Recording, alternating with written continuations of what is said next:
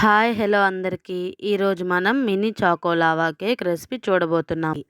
ఈ మినీ కేక్స్ని ఎలా ప్రిపేర్ చేయాలో చూద్దాము. ఒక బౌల్ తీసుకోండి.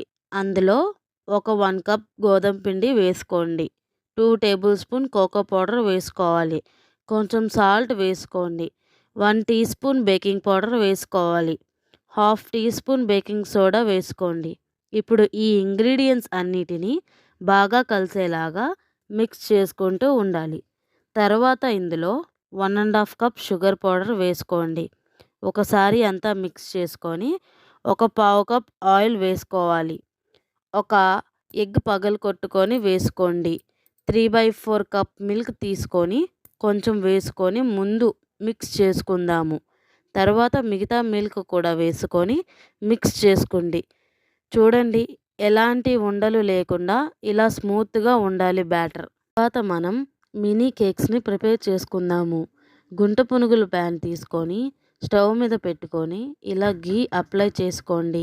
మనకి ప్యాన్కి స్టిక్ అవ్వకుండా నీట్గా వస్తాయి. తర్వాత ఇందులో మనం ప్రిపేర్ చేసుకున్న బ్యాటర్ని వేసుకుందాము. ఫస్ట్ 3/4 వరకు ఫిల్ చేసుకోండి.